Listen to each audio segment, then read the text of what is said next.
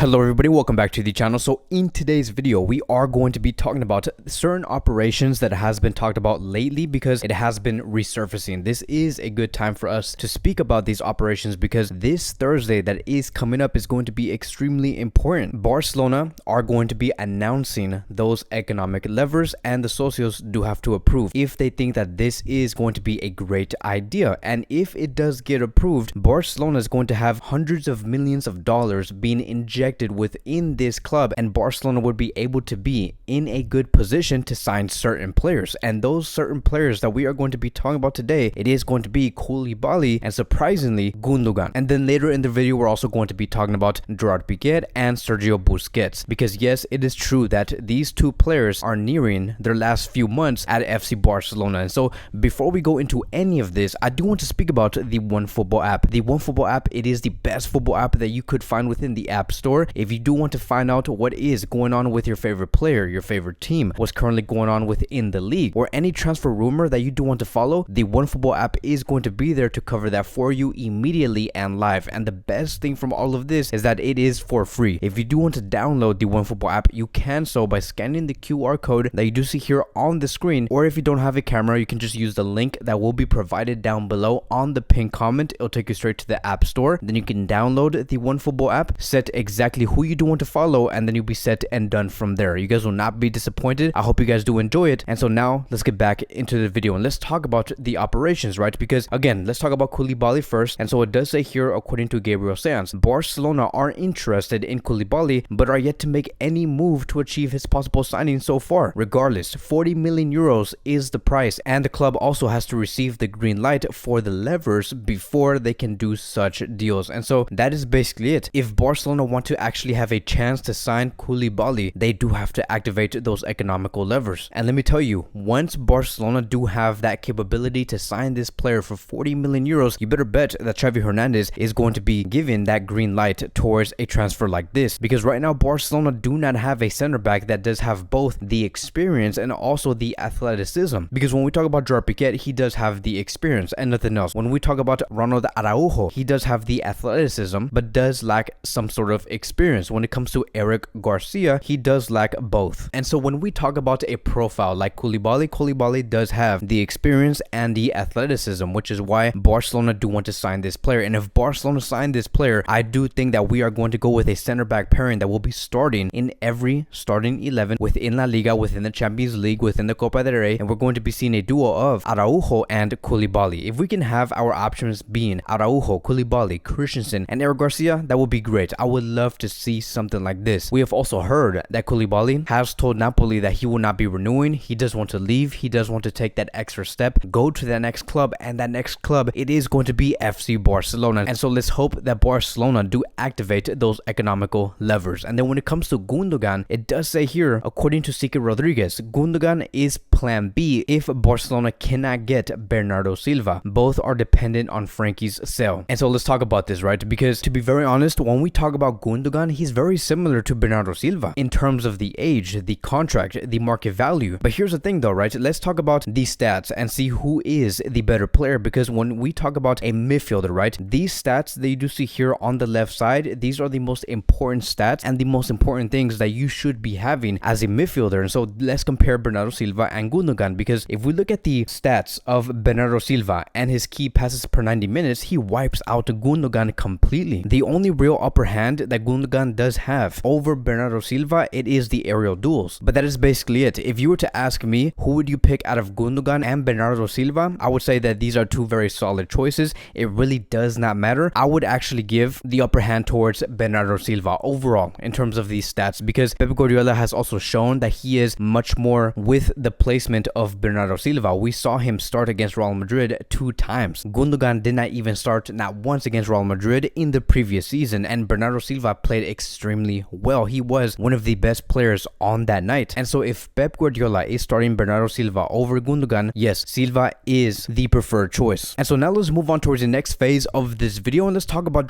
Pique and Sergio Busquets, because this is a very serious topic. Yes, we have been hearing very surprising news, and it is very likely that we may not see Pique and Sergio Busquets after the summer of 2023. And so let's talk about this, because if we look here, according to Fernando Polo, Xavi explained to Pique that he did not see him as a starting player for next season. We have also heard Helena Condis state that Pique wants to continue at Barcelona. He's recovered from his fitness issues and believes he can have a great season. He is highly motivated and he is in Xavi's plans. So this basically explains why Barcelona are looking at someone like Koulibaly. It is because yes, there is signs right now. There is things that are being told towards Gerard Piqué that yes, your position is not going to be safe next season. You are going to be taking that step down. And you can just really sense that Xavi wants to move on from a center back like Gerard Piqué. Now, who knows if Piqué is going to be okay with something like this, being a substitute on the bench, always coming in for someone like Eric Garcia or Ronald Araujo or maybe Koulibaly. Who knows how he's going to be reacting, because you can just get that sense, right, when it comes to Piqué. And I think that both of us can agree that he does not enjoy being a substitute. He does not enjoy taking that step back. He always wants to be within that starting 11. He is someone who is very black and white, I would say. Like, for example, look at what Gerard Piqué did say when they asked him, if you were to stop at Barcelona, where would you go? He said, I would retire. So he's very black and white. He's like, okay, if this happens, this is going to happen, right? He's very extreme on both sides. And so who knows what Piqué is going to be doing? Like, if Xavi says you're going to be taking that step down, who knows what Piqué is going to be saying? What if he just says, you know what, like, it's not going to be worth it. I have other things to do. I'm very involved in my other businesses, and you guys have seen that in the past 3 years. I'm just going to be removing myself overall for good. And then when it comes to Sergio Busquets, it does say here, according to Gabriel Sanz, that Busquets does not want to continue at Barcelona after the 2022-2023 season. And so this is not surprising, right? I think that this is something that many of us has saw from like a mile away. We saw this coming, and we are expecting to see Sergio Busquets leave Barcelona in the summer of 2023 to go to Inter de Miami. And let me tell you, the moment that does happen, the moment Busquets leaves Barcelona, Xavi is going to have a lot of work to do. Like right now, many of our questions is like, okay, who is going to be the replacement of Sergio Busquets? Like this next season that we are going to go into, we better see and start seeing some answers, because it is going to be extremely hard for Xavi Hernandez to replace a legend of this club, someone who has played in this position for the past 12 years,